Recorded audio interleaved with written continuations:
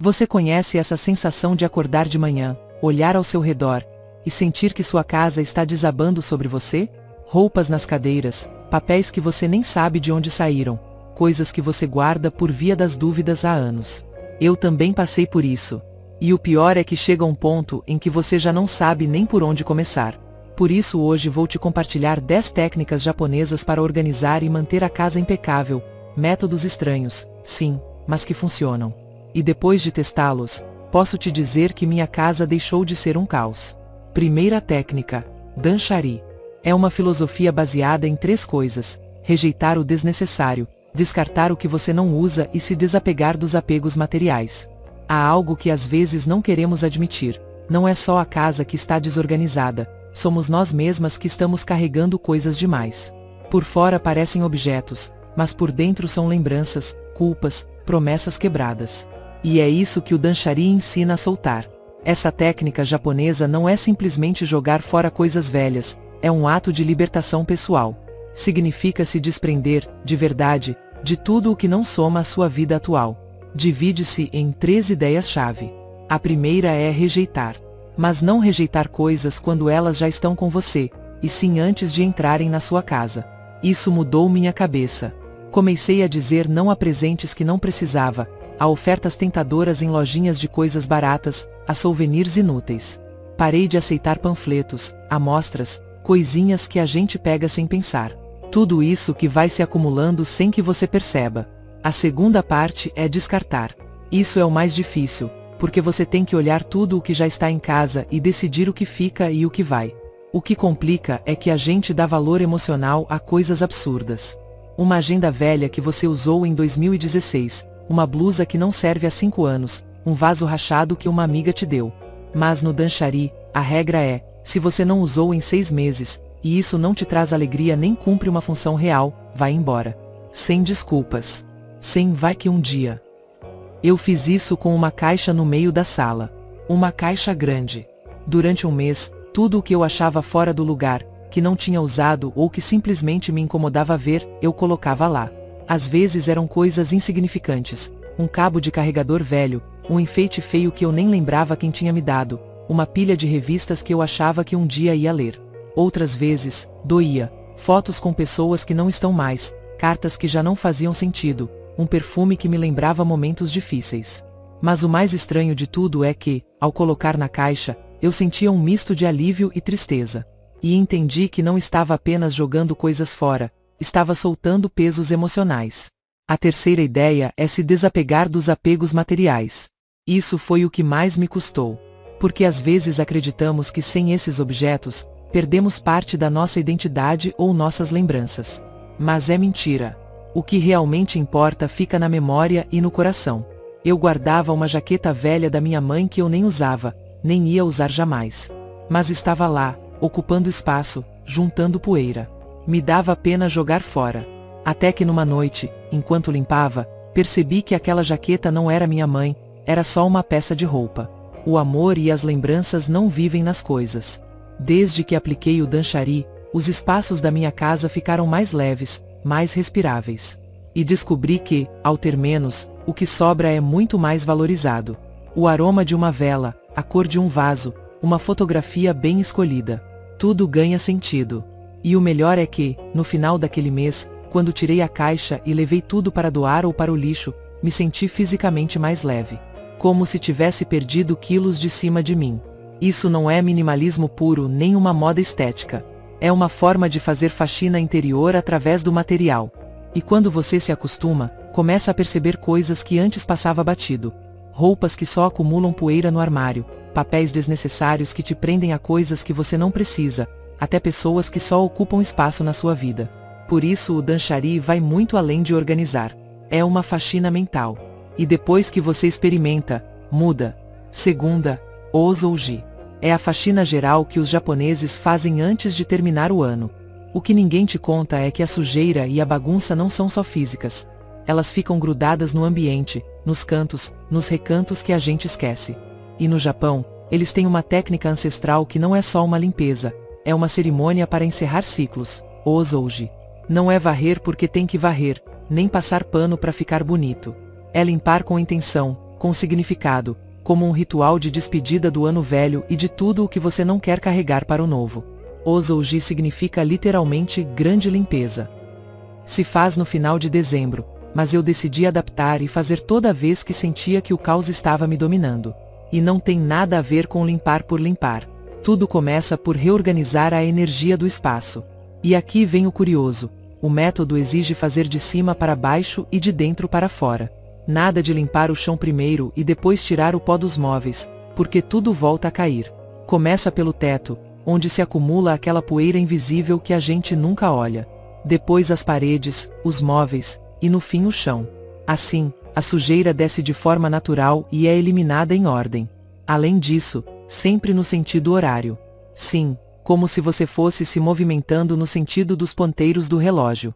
Isso não é superstição, é porque acredita-se que assim se respeita o fluxo natural da energia no espaço. Quando eu fiz isso na minha cozinha pela primeira vez, a experiência foi estranhíssima. Comecei pelos cantos do teto, onde tinha teias de aranha minúsculas que eu nem tinha notado. Depois as prateleiras altas, as luminárias, as estantes. Descobri manchas na parede que jurava que não estavam lá antes. E fui descendo, devagar, limpando os azulejos, os eletrodomésticos, as gavetas, seguindo o sentido do relógio. O mais impressionante foi perceber tudo o que escapava na limpeza do dia a dia. Uma prateleira esquecida atrás do micro-ondas, uma borda na coifa do fogão, os puxadores do forno. E não é só a sujeira, é a sensação de recuperar os espaços. Quando cheguei no chão, parecia que eu tinha trocado a cozinha inteira, sem ter comprado nada novo. O interessante do Ozouji é que ele também trabalha com a ideia de que, enquanto você limpa, vai se despedindo mentalmente do que não quer mais carregar. Não só da poeira e da gordura, mas dos pensamentos, dos problemas, dos momentos pesados do ano ou das semanas que passaram. No Japão, acredita-se que um lar limpo ao encerrar um ciclo permite que as coisas boas cheguem sem obstáculos. Eu comecei a fazer isso toda vez que sentia a cabeça muito carregada. Não precisava esperar dezembro, uma tarde de domingo, ou uma sexta-feira antes de receber visitas. E o efeito é real. O cheiro de limpeza, o brilho das superfícies, mas principalmente a clareza mental que fica depois. Como se você tivesse tirado um peso sem saber que o carregava. E te garanto uma coisa, quando você limpa nessa ordem e com esse propósito, há uma sensação de controle que devolve segurança. Como se de repente você recuperasse o comando sobre o seu espaço, sua casa, seu tempo. É uma técnica que vai muito além do estético. É um ato pessoal de encerrar ciclos e deixar o ar fresco entrar na vida. Terceira, Ikoshi Seiri. É uma técnica de mudança, mesmo sem se mudar. Existe uma pergunta que temos medo de fazer porque já sabemos a resposta. Será que eu realmente preciso de tudo o que tenho? E no Japão existe uma técnica que encara esse desconforto de frente. Ikoshi Seiri. É uma prática que originalmente era feita quando uma família ia se mudar, mas se tornou tão eficaz para organizar a vida diária que muita gente passou a aplicar sem sair de casa. A ideia é simples, mas brutalmente honesta. Imagine que amanhã você tem que se mudar. E nesse cenário mental, só pode levar o que for realmente importante, o essencial. Todo o resto fica, é doado ou jogado fora. O curioso é que, quando você visualiza assim, tudo muda. Porque normalmente organizamos com preguiça, deixando coisas vai que um dia, porque foi caro, porque um dia posso usar. Mas numa mudança imaginária não há espaço para desculpas. Se hoje te dissessem para empacotar sua vida em caixas e sair, você realmente levaria aquela pasta cheia de papéis velhos? Aquele enfeite que nem gosta? A roupa que não usa há anos? Quando testei o Ikoshi Seiri pela primeira vez, foi com os brinquedos antigos dos meus filhos. Tínhamos caixas cheias de bonecos sem braço, carrinhos sem roda, peças de quebra-cabeça incompletas. Coisas que eles nem olhavam mais, mas que continuavam ali, ocupando espaço, como se um dia voltassem a brincar. Tirei tudo para o meio da sala e disse: imaginem que amanhã vamos mudar de casa. Só podem levar o que realmente querem ter na casa nova. O surpreendente foi que escolheram pouquíssimas coisas. Os bonecos favoritos, alguns livros, 2 ou 3 bolas. Todo o resto ficou numa pilha para doação. Depois fiz isso com minha escrivaninha, que era um caos. Montanhas de papéis, cabos velhos, canetas sem tinta, contas de 5 anos atrás, cartões de aniversário de pessoas com quem nem falo mais. Peguei uma caixa grande e fui me perguntando, item por item, Isso eu empacotaria se fosse me mudar amanhã. Se a resposta era não, direto para a caixa.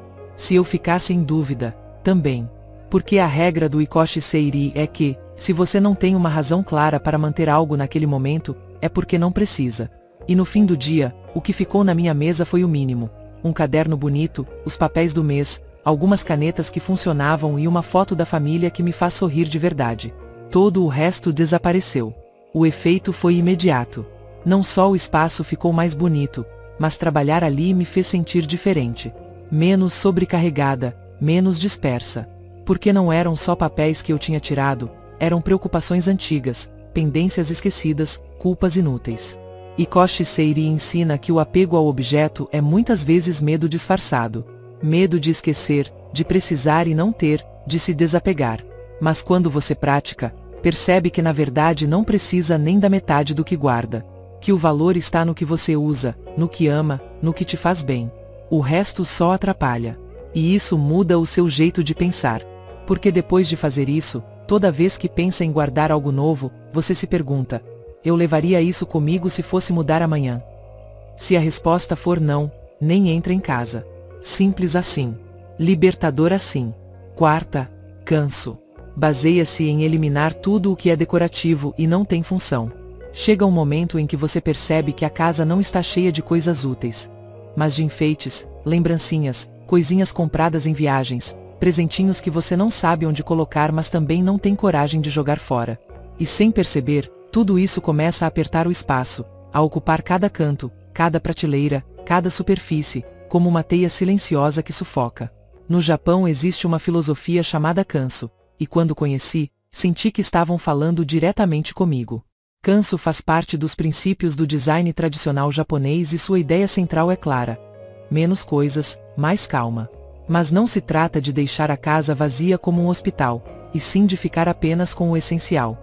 Todo objeto que permanece em um ambiente precisa ter uma função, seja prática ou emocional, mas com um propósito claro.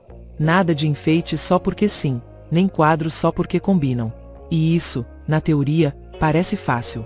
Mas quando você tenta, dói. A primeira vez que apliquei foi na minha sala, que era uma espécie de mini museu de coisas sem sentido. Havia uma mesa cheia de velas que eu nunca acendia, almofadas decorativas que ninguém usava, uma estante com bonequinhos que só acumulavam poeira, e quadros pendurados só porque vieram no kit quando comprei. Sentei no sofá e olhei tudo. E me perguntei: para que isso está aqui? Se não havia uma razão funcional ou um valor emocional profundo, saía. Peguei a caixa de papelão e comecei. Fora as velas secas. Porta-retratos com fotos velhas que só me davam uma nostalgia triste. Os enfeites que tinham me dado mas eu nunca gostei. E de repente, o espaço começou a respirar. As superfícies pareciam mais limpas. A sala parecia maior. A poeira parou de se acumular em cantos impossíveis de limpar.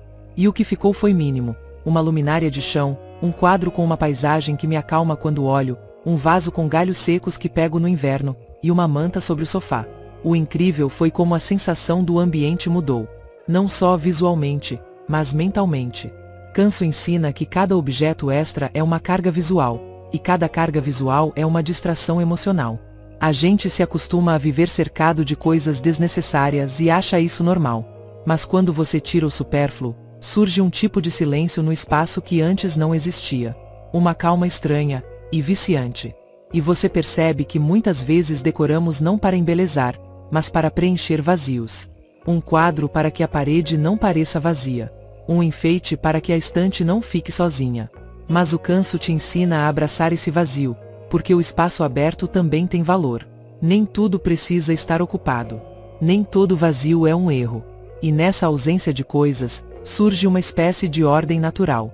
Depois de aplicar o Kanso na minha sala, levei para o quarto.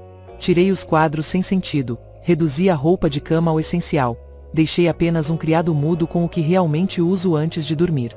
E a cada manhã, ao acordar, o quarto parecia leve. Como se, em vez de um cômodo, fosse um refúgio. E entendi que essa era a ideia desde o começo. Que a verdadeira ordem não é ter tudo perfeitamente alinhado, mas sim ter apenas o que importa. Kanso não é minimalismo frio, é acolhimento sem exagero. É deixar espaço para a casa respirar, para você respirar. E quando você experimenta, Não quer mais voltar à bagunça disfarçada de decoração. Porque percebe que, quanto menos coisas você tem, mais valor ganha cada objeto que permanece. Quinta, Motainai. Essa filosofia diz que é falta de respeito desperdiçar o que pode ser reutilizado. Mas atenção, não se trata de acumular tralha. Existe uma palavra no Japão que não tem tradução exata em outros idiomas, mas que carrega uma filosofia profunda sobre como nos relacionamos com as coisas. Motainai. Quando ouvi essa palavra pela primeira vez, não entendi seu peso. Mas com o tempo, descobri que não é apenas uma expressão, é quase um lamento. Significa algo como que desperdício, mas vai muito além. É um jeito de te lembrar que jogar fora algo útil, sem dar uma nova chance, é uma falta de respeito. Não só com o objeto, mas com os recursos, o trabalho e a energia que foram necessários para ele chegar até você. E veja, Motainai não te convida a guardar lixo. Não é sobre guardar potes vazios sem motivo, ou ter uma gaveta cheia de coisas, vai que um dia precisa. A chave está em reutilizar de forma consciente, dando um uso real e organizado para o que normalmente iria pro lixo.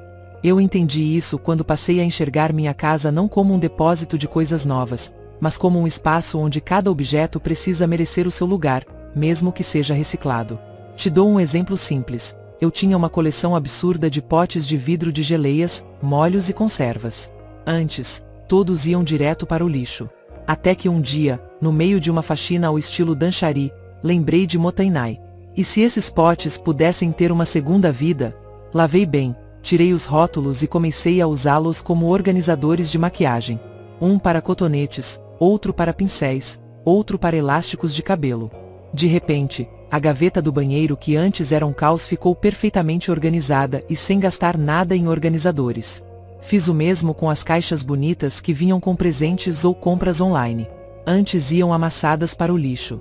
Agora são organizadores dentro do armário. Uma guarda-cintos, outras meias de inverno, outros cachecóis. E como são caixas bonitas, o interior do armário fica organizado. Cuidado! Não são montes de coisas soltas que bagunçam no segundo dia. O curioso é que Motainai também te ensina a pensar antes de comprar. Acontece que antes, se algo quebrava ou deixava de ser usado, eu jogava fora sem pensar. Agora me pergunto, será que isso realmente não serve para mais nada? Será que não dá para consertar, adaptar ou doar para alguém que precise? E essa pergunta já me economizou dinheiro, espaço e uma boa dose de culpa. Mas claro, tem uma armadilha. Se você não tomar cuidado, pode cair na tentação de justificar o apego usando Motainai. Guardar coisas só porque um dia pode servir, mas sem um plano claro. Por isso, a regra que aprendi e aplico é simples. Se você não pode dar um uso concreto para aquilo agora, não guarde. Motainai não é guardar tudo, é resgatar com intenção. Até na cozinha eu aplico. Os retalhos de pano que antes iam direto pro lixo agora viram paninhos multiuso. As tampas de potes sem o pote original viram porta-copos improvisados. As ecobags que antes ficavam esquecidas numa gaveta agora ficam penduradas à vista para me lembrar de usar. E com esse hábito, além de organizar, você reduz lixo e se sente melhor com o que consome.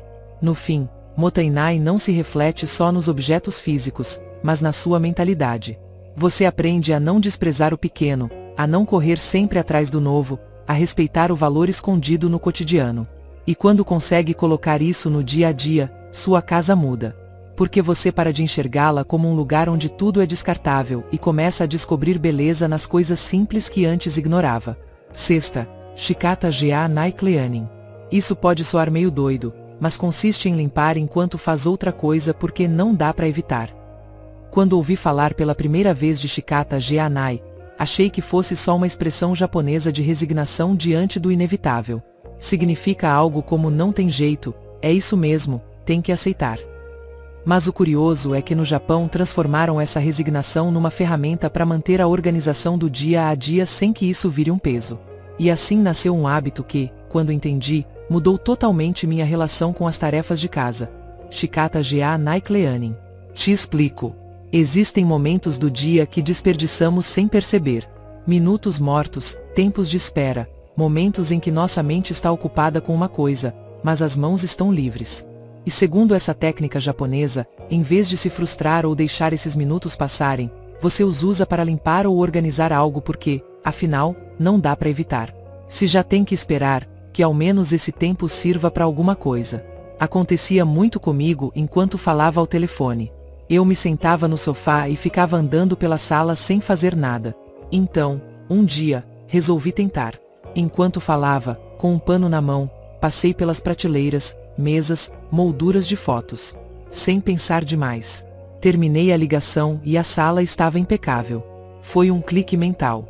Desde então, toda vez que o telefone toca, eu procuro o que limpar enquanto converso. O mesmo com a cozinha. Antes, quando colocava água para ferver para o macarrão, ficava olhando para o relógio ou perdendo tempo no celular. Agora, nesses minutos, abro a gaveta dos talheres e organizo, limpo a bancada, arrumo os copos no armário. São tarefas pequenas, mas que somadas todos os dias evitam que a bagunça se acumule e que você acabe com a cozinha virada de cabeça para baixo. Uma das formas mais eficazes de aplicar isso eu descobri assistindo séries. Antes, me jogava no sofá e, quando percebia, tudo continuava bagunçado. Agora, enquanto assisto a um episódio, dobro as roupas limpas. É automático. Não perco nada do episódio. Quando termina, a roupa já está pronta para ser guardada. O mesmo quando estou ouvindo um podcast ou uma mensagem de voz longa no WhatsApp. Limpo o pó de uma mesa, varro embaixo de um móvel ou passo um pano no espelho do banheiro. E não se trata de fazer faxinas profundas. São detalhes. Porque a filosofia do Shikata Ga Naikleanin é justamente essa. Não deixar que as pequenas coisas se acumulem. Que o pó não se junte na prateleira porque, toda vez que você passa por ali, você passa um pano. Que os papéis não se acumulem na mesa porque, enquanto espera uma ligação, você organiza. É uma forma de viver em ordem sem que a ordem seja um peso. O interessante é que esse hábito, sem você perceber, vai somando minutos de limpeza todos os dias. 10 minutos enquanto conversa com uma amiga, 5 minutos enquanto espera o micro-ondas, 15 minutos enquanto assiste a um vídeo. E no fim da semana, isso se traduz em horas de organização e limpeza que você nem sentiu que fez. Sua casa permanece limpa, mas sem precisar se trancar um sábado inteiro para varrer e arrumar. Quando isso vira um reflexo, você percebe como sua relação com a casa muda. Você deixa de ver as tarefas domésticas como castigos ou obrigações pesadas e elas se transformam em pequenas pausas produtivas, em gestos discretos que mantêm tudo sob controle. E o melhor, sua casa começa a parecer mais leve, mais fácil de habitar, menos sufocante. Porque você não espera mais que a bagunça te vença. Você vai domando ela sem perceber, nesses momentos em que, de qualquer forma, não dá para evitar. 7ª. Isshin Isatsu. Essa regra diz que cada pessoa deveria ter apenas um de cada coisa. Quando ouvi falar sobre Isshin Isatsu, fiquei surpresa com a radicalidade da ideia. No Japão, essa regra propõe que uma pessoa deveria ter apenas um exemplar de cada coisa que precisa. Assim, apenas um par de sapatos sociais, um casual, um casaco, uma mochila ou bolsa. Nada mais. A ideia por trás disso é que, ao reduzir a quantidade, você aumenta a qualidade do que possui, sobretudo, evita que as coisas se acumulem sem sentido. Porque sejamos sinceros, quantos pares de sapatos ou bolsas acabam guardados por meses sem uso? No começo pensei, impossível aplicar isso em casa. Mas depois percebi que poderia adaptar. E comecei pela cozinha, que é onde mais acumulamos objetos repetidos sem perceber. Revirei as gavetas e tinha umas 15 colheres de sopa para uma família de 4. 10 pratos fundos, 20 xícaras, um caos desnecessário. Decidi fazer uma seleção. Cada um na casa escolheu sua xícara favorita. Uma só. Aquela que realmente usa, a que gosta para seu café ou chá. O mesmo com os pratos, talheres e copos. Cada um tem seu conjunto pessoal, e pronto. O resto, fora. Doamos para um refeitório comunitário. A sensação de espaço que ficou nos armários foi incrível. Você abre e vê só o necessário, tudo organizado, e isso traz uma calma que eu não imaginava. Fiz o mesmo com os utensílios de cozinha. Tinha 4 espátulas, 3 conchas, facas que nem cortavam e só ocupavam espaço. Guardei os que realmente uso no dia a dia. Uma boa espátula, uma faca afiada, uma pinça. E o restante, doei. Resultado? Gavetas organizadas, menos tempo procurando coisas e mais vontade de cozinhar. E não é só questão de espaço. Essa técnica te ensina a valorizar o que tem. Quando cada um tem sua xícara e seu prato, cuida mais deles. Meus filhos, que antes pegavam uma xícara diferente a cada vez, agora procuram pela deles. E se quebram, sabem que não tem outra. O mesmo com os pratos, não se sujam 20 por dia porque não tem 20 disponíveis. Terminou de usar, lavou, guardou. Automaticamente, menos louça suja, menos bagunça na cozinha. Até no banheiro fiz algo parecido. Antes tinha umas 6 toalhas penduradas ou acumuladas, e ninguém sabia de quem era qual. Agora, cada um tem sua toalha identificada. Uma usou, pendurou, sujou, lavou e devolveu. Sem pilhas eternas de roupa suja. Esse conceito de um por pessoa também apliquei nos armários. Não com tudo, mas com o básico. Um bom casaco para o frio. Um par de sapatos casuais que combine com tudo. Uma bolsa que sirva para qualquer ocasião. Ao eliminar os itens repetidos, você percebe que não precisa de tanto. Que no fim, a gente sempre acaba usando as mesmas coisas. O mais curioso é como isso começa a refletir no mental. Quando você tem menos coisas, também tem menos decisões bobas para tomar.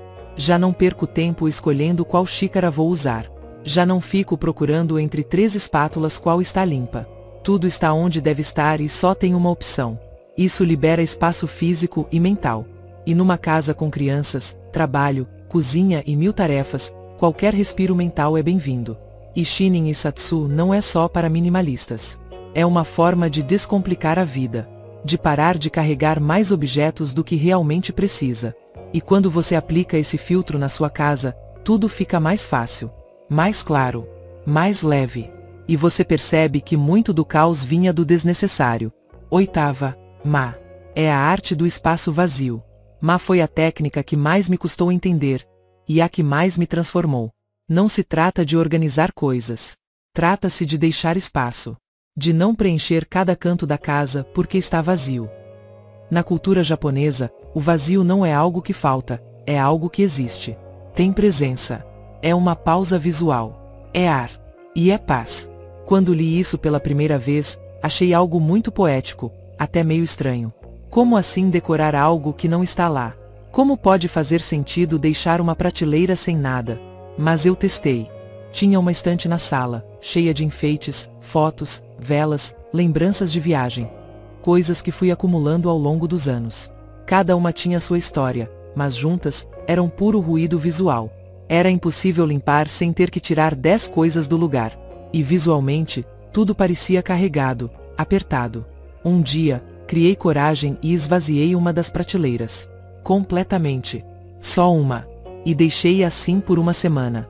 No começo, foi difícil. Eu olhava e pensava, será que está pobre? Vazio? Incompleto? Mas com o passar dos dias, algo mudou. Aquele espaço começou a respirar. A sala ficou menos caótica. Como se o ambiente falasse mais baixo. E isso me encantou. Depois dessa semana, não só não coloquei nada de volta, como me animei a tirar mais coisas. Reduzi os enfeites de outras áreas. Eliminei o que não tinha função ou não me provocava uma emoção verdadeira. E no lugar, deixei espaços. Espaços de nada. E esse nada virou tudo. Virou alívio. Virou silêncio no meio do barulho. O Ma também me ajudou a aceitar o silêncio e o descanso em outros aspectos. Percebi que não precisava ter música de fundo o tempo todo. Nem preencher todas as paredes com quadros. Nem a mesa de jantar com centros de mesa. Deixei espaços livres na cozinha. Tirei enfeites do banheiro. Deixei uma parede branca no corredor.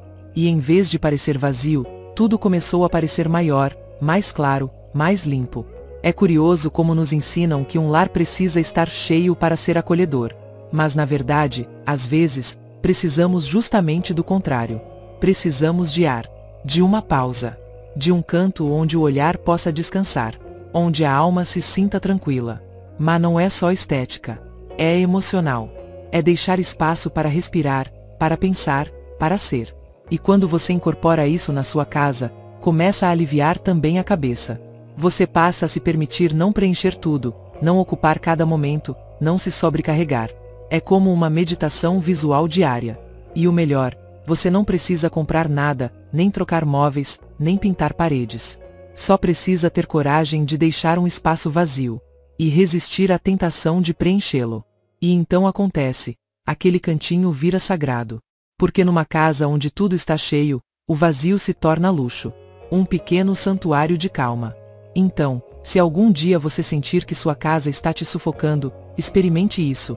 Esvazie uma prateleira, uma estante, uma mesinha lateral. E deixe assim. Sem enfeites. Sem nada. Observe como a energia muda. Como o ambiente fica mais leve. Como você baixa a guarda. Isso é má. E depois que você sente, não tem mais volta. Nona, Kaizen Cleaning. Em vez de fazer aquela faxina cansativa uma vez por mês, melhora-se e limpa-se um pouco a cada dia. Kaizen significa melhoria contínua, embora tenha nascido nas fábricas japonesas como uma filosofia para aperfeiçoar processos aos poucos, os lares no Japão também adotaram, e você não imagina como muda a relação com a limpeza e a ordem quando se coloca isso em prática. O erro que muitas de nós cometemos é querer fazer tudo de uma vez. O sábado da faxina. O domingo de arrumação. E terminamos esgotadas, de mau humor e com a casa de pernas para o ar de novo 2 dias depois. Porque não há constância, só picos de esforço. Com o Kaizen Cleaning, o segredo está em dividir tarefas grandes em pequenas ações mínimas e transformá-las num hábito diário. E não exagero, às vezes é só 1 minuto. Uma gaveta. Uma prateleira. Uma estante. O importante não é quanto você faz, e sim que você faça todos os dias, sem falta. Vou te contar como adaptei isso aqui em casa. Na segunda-feira, abro a gaveta dos talheres e jogo fora aquelas liguinhas de pão velhas, as colherzinhas que nunca usamos, os menus de delivery vencidos. Só isso. Levo 3 minutos. E fecho. Não sigo para as outras gavetas. É segunda, e segunda é dia das gavetas. Terça-feira é cozinha. Mas veja bem, não a cozinha inteira. Um dia, só as portas de cima. Outro dia, só o micro-ondas. Outro, só as panelas. E assim por diante. Não me sobrecarrego. Porque sei que amanhã tem mais. Quarta-feira, roupas. Olho uma gaveta. Se tem algo que não usei em meses ou está estragado, vai embora. Não espero pela faxina de temporada. É agora. E se não tem nada, organizo o que estiver bagunçado. 5 minutos. Quinta-feira, o banheiro. Não a limpeza pesada, só aquela prateleira que vive desorganizada, os cremes vencidos, aquele sabonete velho. E assim sucessivamente. O maravilhoso do Kaizen Cleaning é que não pesa. Não toma metade da sua tarde. E o melhor, a casa nunca sai do controle. Porque as pequenas melhorias diárias evitam o caos acumulado. Além disso, você fica mais consciente dos seus espaços.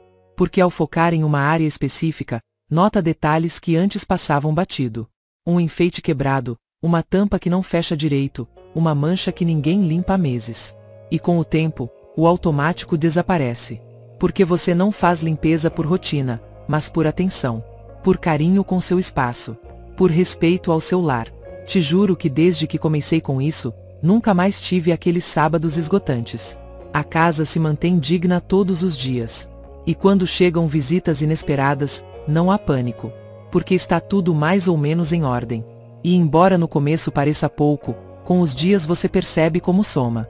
Como os lugares difíceis se tornam fáceis. Como não há mais cantinhos esquecidos. Porque o Kaizen não busca perfeição, busca constância. E aí, está a verdadeira mudança. Não é limpar muito de uma vez, é limpar um pouco sempre. E esse pouquinho, muda tudo. 10ª, Zaka. É uma técnica de decoração minimalista, funcional e sentimental. Zaka é muito mais do que uma simples técnica de organização ou decoração. É um estilo de vida que combina funcionalidade, estética e um toque muito pessoal, quase sentimental. A palavra Zaka significa literalmente várias coisas, mas no Japão se refere àqueles objetos do dia a dia que não apenas cumprem uma função, mas também alegram os olhos e a alma toda vez que você os usa ou os vê. Quando descobri o Zaka, percebi que na minha casa havia objetos demais que, embora servissem para alguma coisa, eram feios, sem graça ou estavam em mau estado. As caixas plásticas comuns que eu usava para guardar de tudo não transmitiam nada. Eram apenas recipientes funcionais, sim, mas sem personalidade, e o ambiente parecia frio e visualmente bagunçado. Decidi trocar essas caixas por cestos de Vime. Não só porque são práticos e resistentes, mas porque sua textura natural e cor quente trazem aconchego e um toque rústico que faz qualquer espaço parecer mais harmonioso. Além disso, cada cesto se tornou parte da decoração, e não apenas um recipiente. Fiz o mesmo com os têxteis. Escolhi almofadas com cores suaves e estampas simples que combinassem com o restante da sala. Eu não queria coisas que gritassem "olha o que eu tenho", mas sim peças que transmitissem tranquilidade e unidade. As toalhas de mesa também troquei por tecidos naturais, sem estampas chamativas, que deixam o ambiente mais leve. Mas o mais importante do Zaca não é só que tudo seja bonito ou útil, e sim que cada objeto tenha um significado para mim. Pode ser um presente especial, uma lembrança bonita ou simplesmente algo que me faça sorrir. Porque a técnica convida você a se rodear apenas daquilo que realmente acrescenta algo à sua vida e a se desfazer do que não acrescenta. Isso muda completamente a relação que você tem com suas coisas. Você deixa de acumular por acumular e para de comprar só para preencher espaços vazios. Compra ou guarda apenas aquilo que traz algum valor, seja funcional ou emocional. E isso faz com que manter a ordem seja muito mais fácil, porque cada objeto tem seu lugar e propósito claro. No começo pode parecer que isso significa gastar mais, mas não é bem assim. É uma questão de escolher melhor e menos. Por exemplo, decidi não comprar organizadores plásticos baratos que quebram rápido, mas investir em peças de qualidade, que duram e ficam bonitas. E reutilizar, sempre que possível, objetos com alma e personalidade. Resumindo, o Zaca transforma o caos em harmonia, a desordem em beleza e utilidade. É um equilíbrio perfeito entre o prático e o estético, com um toque de afeto. Se você aplicar essa técnica, não apenas organiza sua casa, mas a torna mais sua, mais acolhedora, mais cheia de vida. E acredite, isso se sente toda vez que você entra e vê que tudo está em seu lugar, mas com estilo e sentido. Essas técnicas podem soar estranhas. Entendo que, ao ouvi-las, possam parecer esquisitas, até um pouco radicais se você não está acostumada a pensar em organização e limpeza dessa forma. No Japão, essas técnicas foram desenvolvidas e aperfeiçoadas ao longo de séculos, e não é por acaso que a cultura da organização deles é tão reconhecida no mundo todo. Não é só uma questão estética ou funcional, é uma filosofia de vida que busca harmonia, equilíbrio e bem-estar através do espaço em que habitamos. Quando comecei a testá-las, não foi uma mudança imediata nem milagrosa, mas sim constante. A primeira coisa que notei foi que não me sentia mais sufocada toda vez que olhava para a casa. Aquela sensação de que tudo vai desabar em cima de mim, que muitas de nós conhecemos bem, começou a desaparecer aos poucos. E não porque a casa se tornou perfeita, mas porque eu mudei a forma como a via e como a administrava. Não se trata de mágica nem de ter uma força de vontade sobre-humana. É simplesmente disciplina e, acima de tudo, desapego. Desapego das coisas que não precisamos, dos objetos que só acumulam poeira, das lembranças que às vezes nos prendem mais do que imaginamos. Aprender a desapegar é tão importante quanto aprender a organizar. Te convido a não se sentir sobrecarregada com tudo isso que acabei de contar. Você não precisa aplicar as 10 técnicas de uma vez nem mudar sua casa inteira de repente. Comece por uma só, aquela que você sentir que pode incorporar mais facilmente na sua rotina. Faça sem pressa, com paciência e sem se cobrar. Você verá que, com essa pequena ação, começa a se abrir uma porta para uma mudança maior. É como acender uma faísca que, aos poucos, ilumina mais e mais. E quando você menos esperar, sua casa começará a refletir essa calma e essa ordem que você buscava e o melhor, você também. Então não espere mais. Escolha uma técnica, teste em um dia, em um cantinho, e veja o que acontece. A transformação está ao alcance. Só é preciso dar esse primeiro passo. E lembre-se, não se trata de ser perfeita, mas de encontrar paz no seu lar, um espaço que te apoie e te acompanhe a cada dia.